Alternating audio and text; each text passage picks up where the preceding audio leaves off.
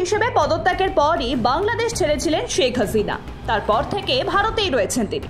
শতাধিক মামলা হয়েছে তার বিরুদ্ধে। এরই মধ্যে হত্যা মামলা সবচেয়ে বেশি। গণহত্যার মামলা নিয়ে আন্তর্জাতিক আদালতে যাওয়ার প্রস্তুতিও চলছে। ইতিমধ্যে কূটনৈতিক পাসপোর্ট বাতিল হওয়ায় ভারত থেকে তার অন্য কোনো দেশে যাওয়ার সম্ভাবনাও কমে গিয়েছে। ভারতের আইন অনুযায়ী বিনা ভিসায় শেখ হাসিনা সে দেশে ৪৫ দিন থাকতে পারবেন। এই অবস্থায় হাসিনার সামনে দুটি পথই খোলা রয়েছে। হয় তিনি ভারতের রাজনৈতিক আশ্রয় চাইবেন, নয়তো দেশে ফিরে যাবেন। কিন্তু প্রশ্ন উঠছে, এই অবস্থায় ভারত কি করবে? তারা কি হাসিনাকে রাজনৈতিক আশ্রয় দেবে, যেমনটা দিয়েছিল ১৯৭৫-এ বঙ্গবন্ধু হত্যার পর?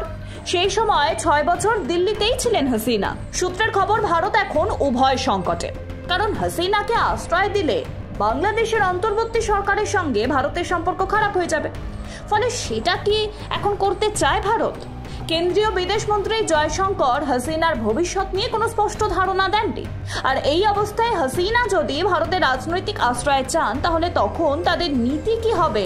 তাই সব থেকে বড় প্রশ্ন হয়ে দাঁড়িয়েছে। কারণ ভারত যদি হাসিনার জন্য বাংলাদেশের বিরুদ্ধে যায়, তাহলে সে দেশের অন্তর্বর্তী সরকারের রোষের মুখে পড়তে হবে দিল্লিকে। আর সেই সুযোগেই বাংলাদেশের আরো ঘনিষ্ঠ হয়ে উঠবে চীন। পাশাপাশি বাংলাদেশের অন্তর্বর্তী সরকারের প্রধান মোহাম্মদ ইউনূসের সঙ্গে বিশ্বের অধিকাংশ রাষ্ট্রপ্রধান এবং সরকারের সরাসরি যোগাযোগ রয়েছে। ফলে তিনি চাইলেই একাধিক রাষ্ট্রপ্রধানের সঙ্গে কথা বলতেও পারেন। আর তার জেরে সতর্কভাবে পা ফেলছে ভারত। কূটনৈতিক বিশেষজ্ঞদের মতে এক্ষেত্রে মোদী সরকারের উচিত আবেগতাড়িত না হয়ে পরিস্থিতি পর্যবেক্ষণ করে পদক্ষেপ করা।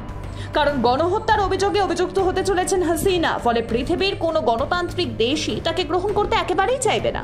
এছাড়াও দক্ষিণ এশিয়ার কোনো দেশের সঙ্গেই ভারতের সুসম্পর্কও নেই, যেটুকু ছিল বাংলাদেশের সঙ্গে। কিন্তু সাম্প্রতিক বন্যা পরিস্থিতি নিয়ে এমনিতেই ভারতের দিকে অভিযোগের আঙুল তুলেছে বাংলাদেশ।